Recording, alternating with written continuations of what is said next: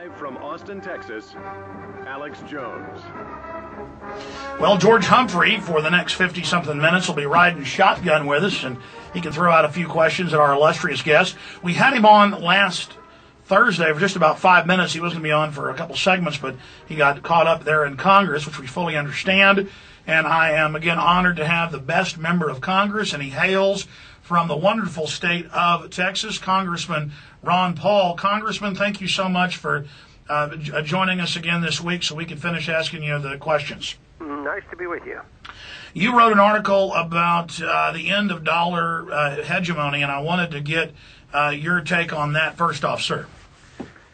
Well, that was a special order that I did. It took almost an hour or so to briefly state it. It's just the position that I don't think that we can continue to do what we're doing and get the benefits of being able to print the world's reserve currency. We have a tremendous benefit by the world accepting the dollar as if it were gold and them holding it as in their reserves.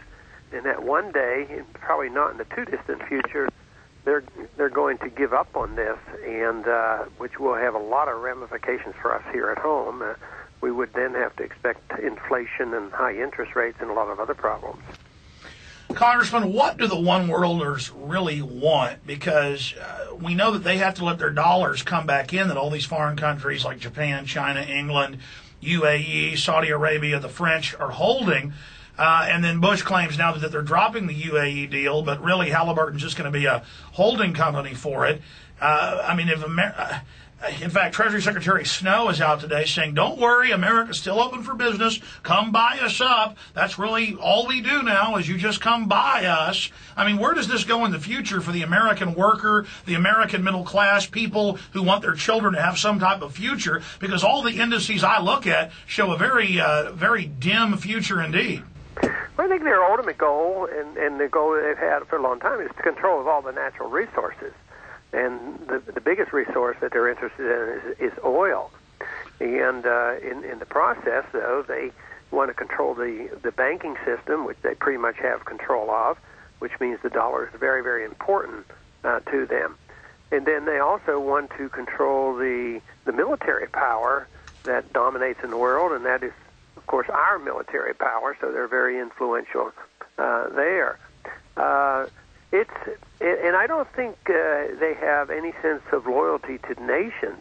They're internationalists in the worst sense. I don't think there's anything wrong with being an internationalist in the sense that you can travel and deal with people and trade with people and study and learn, but international in the sense of international intrigue and control of resources and governments and money. We're talking about global government. Dr. Paul Craig Robertson and many others have written, and many globalist documents admit that when they talk about global interdependency, they really want these global corporations that are bigger than most nations manipulating the internal activities of countries and really paying off the local politicians. I mean, we have more foreign lobbyists than American lobbyists buying that interest. I mean, isn't that, Congressman, what the New World Order is? Yeah, I think it is, and this is a good example of their solution, turning over to Halliburton. Halliburton had been charged with a lot of misuse of funds to the tune of billions of dollars, and I don't have all the evidence, but quite frankly, I believe they probably were very much involved in a lot of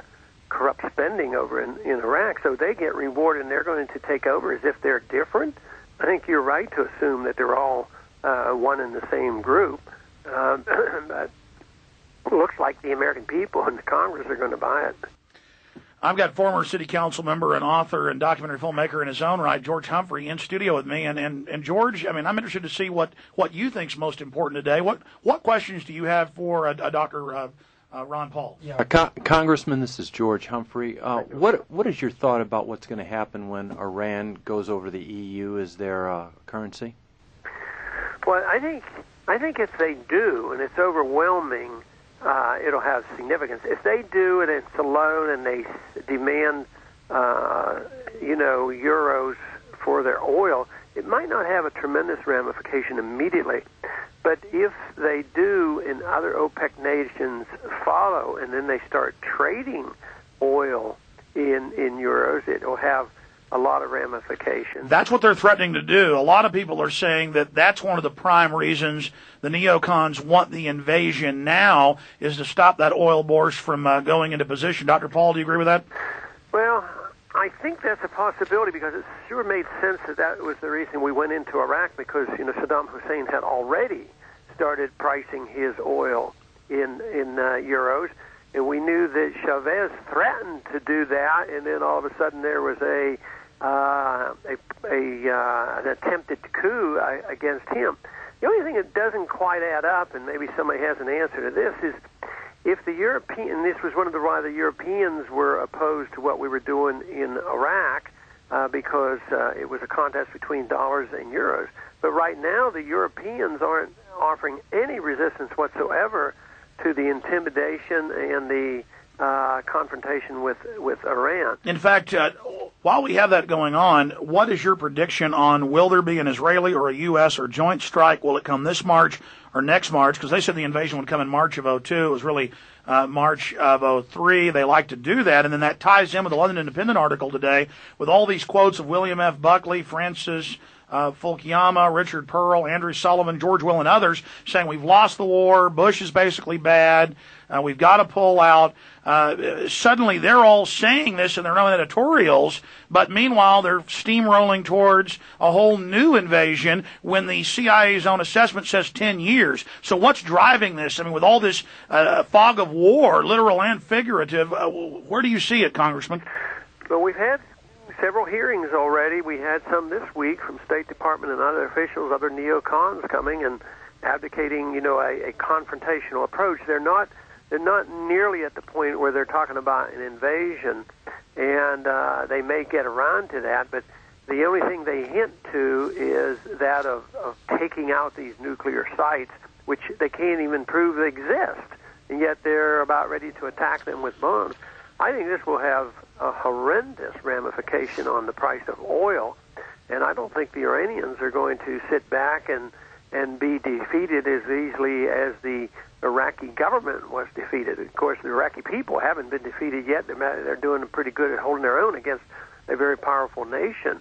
So I think they have a lot of things that they can do back at us, like cut off all their oil and then close the Straits of Hormuz. Well, they're saying they'll blow up the shipping with their cruise missiles. Yeah, I mean this is crazy. I even charged the State Department. I said, you should try to learn from your mistakes and learn from the lessons that we just have had, with the Iraq war. And you took oil from $30 a barrel up to $60. I said, as soon as you attack Iran, the oil is going to go from $60 to $120.